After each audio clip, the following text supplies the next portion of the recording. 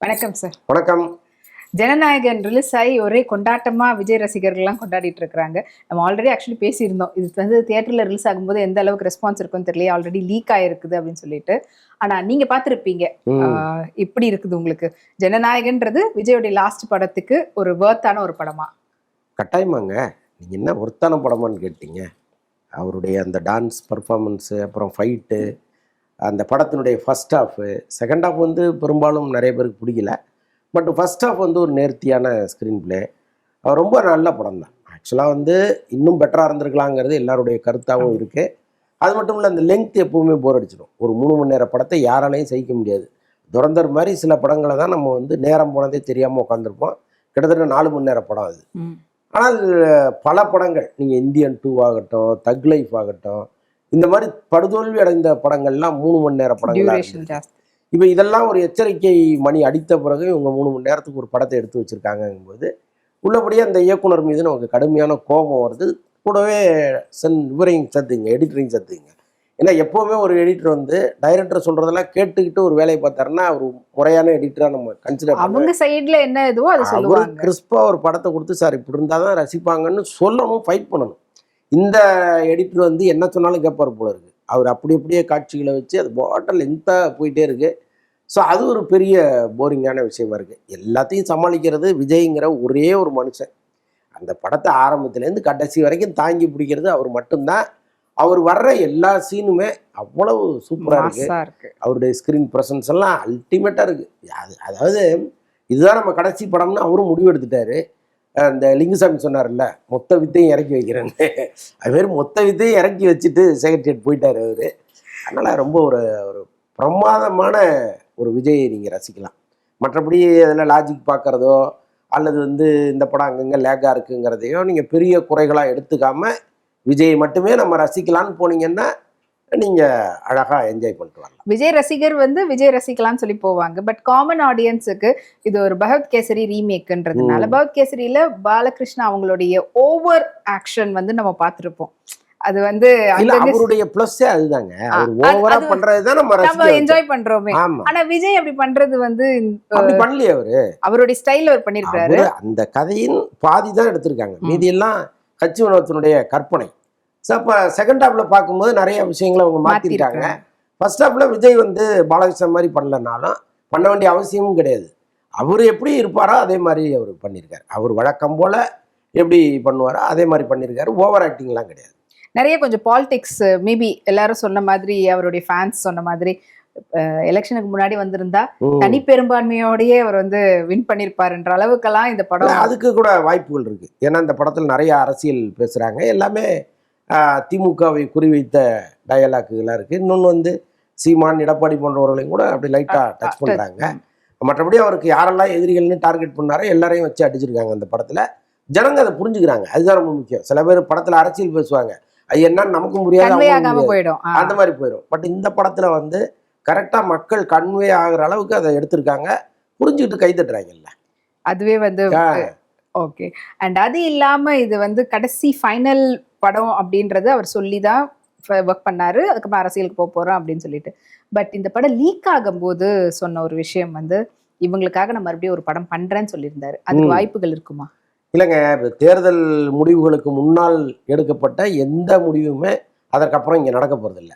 ஏன்னாப்பா அவர் ஒருவேளை முதல்வர் ஆகாமல் ஒரு எதிர்கட்சி தலைவராகவோ அல்லது ஒரு சில தொகுதிகளில் மட்டுமே ஒரு அரசியல் கட்சி தலைவராகவோ இருந்திருந்தா இப்போ இந்த படம் லாஸ் ஆகி போச்சு, நம்ம இன்னொரு படம் பண்ணலான்னு அவர் நினைக்கலாம்.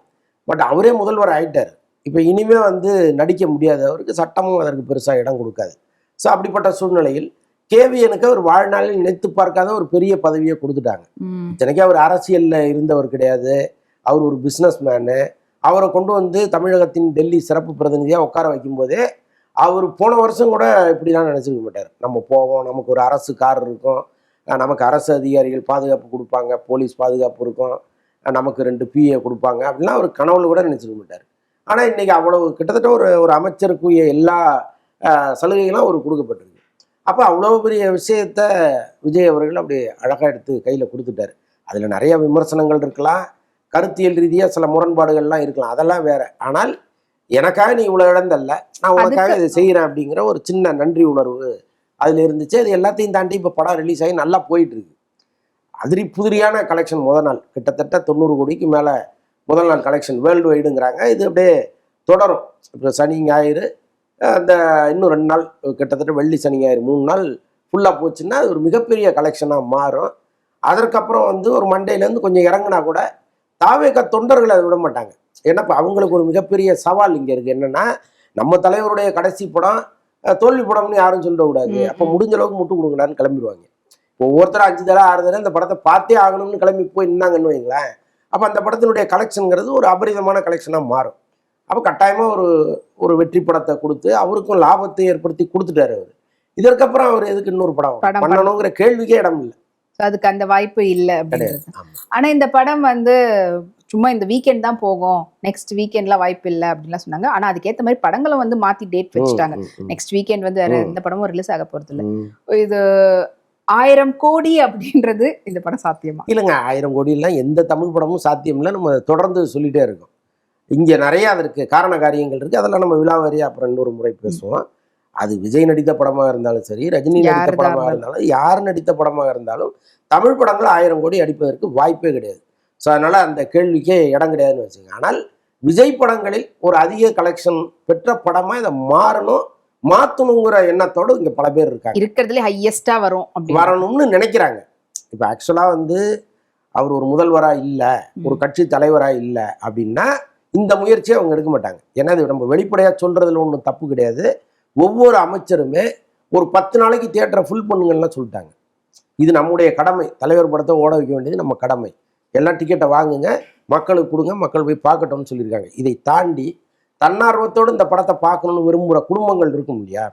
இப்போ அதை சர்டிஃபிகேட் கொடுத்துட்டாங்க, குடும்பங்கள் உள்ளே வர முடியாதுன்னா சொன்னால் கூட, ஆனால் குழந்தைங்கள்லாம் வரணும்னு ஆசைப்படுவாங்கல்ல சார்? ஆமாங்க, கட்டாயமாக. ஆனால் என்ன பிரச்சனை அப்படின்னா மல்டிப்ளெக்ஸில் பெரும்பாலும் அலோவ் பண்ண மாட்டாங்க. முக்கியமாக பிவிஆர்லாம் ரொம்ப ஸ்ட்ரிக்டாக இருப்பாங்க.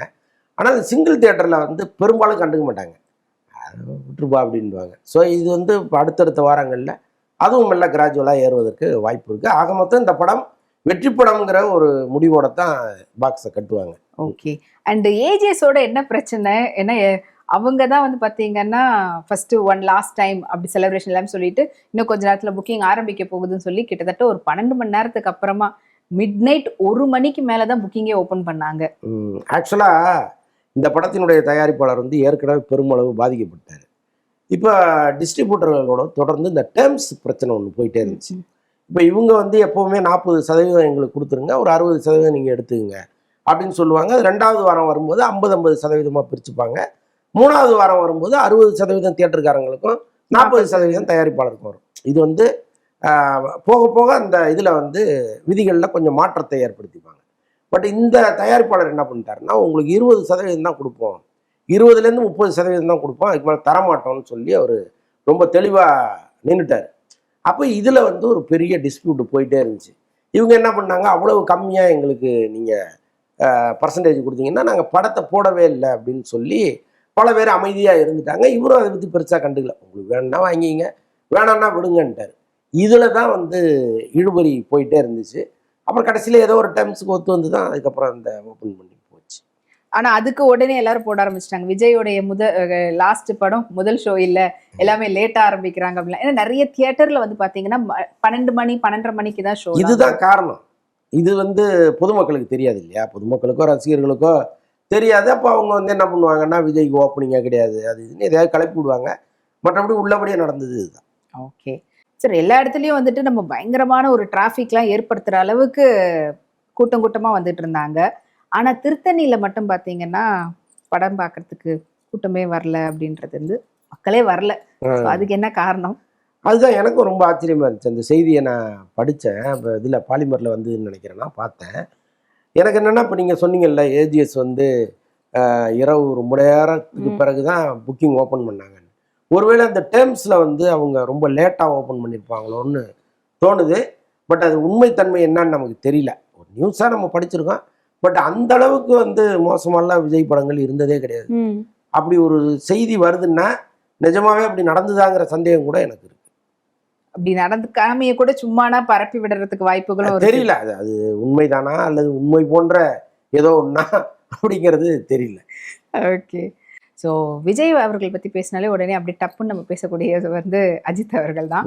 ஸோ விஜயுடைய லாஸ்ட் படம் அப்படின்னும் போது அடுத்து அஜித்துடைய படங்கள்லாம் லைனா வரும் அப்படின்ற எதிர்பார்ப்புல இருக்கும்போது அஜித்துக்கு நம்மளே பேசியிருக்கோம், நீங்களும் சொல்லிருக்கீங்க ப்ரொடியூசர் இல்ல, அவரே வந்து ப்ரொடியூசருக்குலாம் ஃபோன் பண்ணி எல்லாம் கேட்டுட்டு தான் இருக்கிறாங்களாம். பட் ஆனால் யோசிக்கிறோம் அப்படின்ற மாதிரிலாம் ஒரு சில பேன் இண்டியா ப்ரொடியூசர்ஸே சொல்றாங்களாம். அதனால அவரே ஒரு ப்ரொடியூஸ் பண்ண போறதா சொல்லிட்டு இருக்காங்க. அது எந்த அளவுக்கு உண்மை சார்? இல்லை, ஆக்சுவலாக என்னன்னாங்க, இப்போ ஒரு விஜய் வந்து முற்றிலும் தமிழ் சினிமாவிலேருந்து விலகி போயிட்டாரு. இப்போ அவ்வளோ பெரிய வெற்றிடம் வந்து காலியாயிருச்சு. இன்னொரு பக்கம் தமிழ்நாட்டை பொறுத்தளவுக்கு அவருக்கு சமமான ரசிகர்கள் கொண்டவர் அஜித் தான். அப்போ அவரும் நான் ரேஸுக்கு போகிறேன்னு சொல்லி அடிக்கடி போயிடுறாரு. வருஷத்துக்கு ஒரு படம் கொடுக்கறதே இன்னைக்கு பெரிய விஷயமா மாறி போச்சு. அப்போ தயாரிப்பாளர்கள் யாராவது கிடைக்கிறாங்களோ கிடைக்கலையோ, எங்களுக்கு படம் ரொம்ப முக்கியங்க, நீங்கள் சீக்கிரம் வாங்கன்னு திரையரங்கத்திலேருந்து தொடர்ந்து அவருக்கு அழைப்பு கொடுத்துட்டே இருக்காங்க. பல பிரமுகர்கள் பேசும்பொழுதெல்லாம் என்ன சொல்கிறாங்க, அஜித் சார் வருஷத்துக்கு 2 படம் பண்ணால் நல்லாயிருக்கும், எங்களுக்கெல்லாம் வந்து ஒரு பெரிய தியேட்டர் ஓனர்ஸ் அப்படின்லாம் அவங்க தொடர்ந்து பேசிட்டே இருக்காங்க. ஆனாலும் அவர் வந்து ஒரு சம்பளத்தை ஃபிக்ஸ் பண்ணிட்டு இந்த சம்பளத்தில் நான் இறங்கி வரமாட்டேங்கிறதுல உறுதியாக இருக்கார். அது என்னன்னா, சம்பளம்ங்கிறது இங்கே வந்து ஒரு ப்ரெஸ்டிஜாக மாறுது. நான் செய்கிற வேலைக்கு இது சரியான சம்பளம் அல்லது மார்க்கெட் நிலவரத்துக்கு கொஞ்சம் முன்ன பின்ன இருக்கும். அது எப்பவுமே இந்த பங்கு சந்தை மாதிரி தானே, சில நேரம் ஏறும் சில நேரம் இறங்கும். ஸோ அந்த மாதிரி தான் நடிகர்களுடைய சம்பளமும். ரஜினியே வந்து அவருடைய படம் முந்தைய படம் ஓடலன்னா அடுத்த படத்தில் சம்பளத்தை குறைச்சிக்கிறத வழக்கமாக வச்சிருக்காரு. அதனால தான் அவரெல்லாம் இவ்வளவு காலம் வந்து அந்த இடத்துலயே, அந்த உயர்ந்த இடத்துலயே இருக்காரு. ஒருவேளை ஓடுச்சுன்னு வச்சிங்களேன், அடுத்த படத்துக்கு சேர்த்து வாங்கிப்பார். ஓடலன்னா அவரே என்ன கொடுக்குறாங்களோ அதை வாங்கிப்பார். ஸோ அந்த பரந்த மனசு அவர்கிட்ட இருக்குது, அஜித்திட்ட இல்லை. அதுதான் இன்னைக்கு ஒரு பெரிய பிரச்சனையாக மாறி இருக்கு. அவர் வந்து எனக்கு இவ்வளோ கொடுத்தா நான் வர்றேன், இல்லைன்னா நான் வரலன்ட்டு அவர் வேலையை பார்க்குறாரு. இன்னொரு பக்கம் நாங்க கேள்விப்பட்ட வரைக்கும் இப்போ ரஜினி சார்லாம் வந்து பாத்தீங்கன்னா ₹1 வாங்கிட்டு முடிச்சதுக்கு அப்புறம் கூட வாங்கிக்கிற இதெல்லாம் நிறைய கேள்விப்பட்டிருக்கிறோம். இல்ல அதெல்லாம் முன்ன, இப்ப அப்படி எல்லாம் கிடையாது. இப்ப எல்லாமே முன்னாடி தான் வாங்கிடுறாங்களா?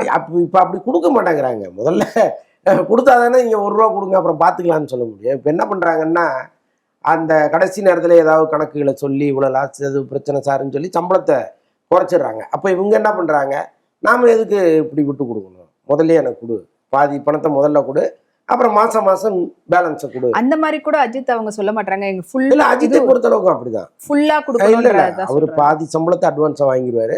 அதுக்கப்புறம் ஒவ்வொரு மாதமும் ₹5 கோடி வாங்குவார். ஸோ அதுதான் அவருடைய ஷெட்யூல். இப்போ போயிட்டு இருக்கக்கூடிய விஷயம் வந்து ரூமர்ஸ் அப்படிதான் போயிட்டு இருக்குது. அவர் மொத்தமா கேக்குறாரு. இல்ல 50% முதல்லையும் மீதி 50% ஒவ்வொரு மாதமா தான் அவர் வாங்கிக்கிறாரு. அதுல ஒன்றும் குழப்பம் கிடையாது. இப்போ அவர் 185 கோடி சம்பளம் கேட்கறது இங்க பெரிய பிரச்சனையா மாறுது.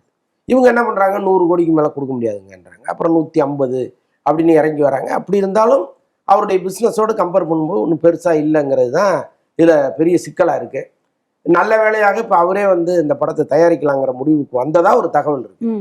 ஆக்சுவலாக இது வரைக்கும் வந்து ஆதிக் ரவிச்சந்திரனை கமிட் பண்ணிட்டாங்க, அவருக்கு அட்வான்ஸ் கொடுத்துட்டாங்க. அப்புறம் மற்ற டெக்னீஷியன்ஸ், மியூசிக் டைரக்டர் அனிருத் எல்லாருக்கும் அட்வான்ஸ் கொடுத்துட்டாங்க. எல்லாமே அஜித்தினுடைய பணம். ஒருவேளை நாளைக்கு ஒரு பெரிய தயாரிப்பாளர் வந்துட்டாருன்னா அஜித் இன்வெஸ்ட் பண்ண காசை வாங்கிப்பார், வாங்கிட்டு அப்படியே மாற்றி விட்டுருவார். ஸோ இப்படி தான், இதுக்காக தான் எந்த வேலையும் நிற்கக்கூடாதுங்கிறதுனால முன்னாடியே அட்வான்ஸ் கொடுத்து மொழ வேலைகளை பார்த்துட்டு இருக்காங்க. சமீபத்தில் ஆதிக் ரவிச்சந்திரன் ப்ரெஸ்ஸை மீட் பண்ணும்போது என்ன சொன்னாருன்னா, ஆகஸ்டில் தயாரிப்பு தரப்புலேருந்து ஒரு அறிவிப்பு வரும் அப்படின்னு அவர் சொல்லியிருக்காரு. நான் அவர் சொல்கிறாரு, நம்ம நம்புவோம், அவ்வளோதான். ஓகே.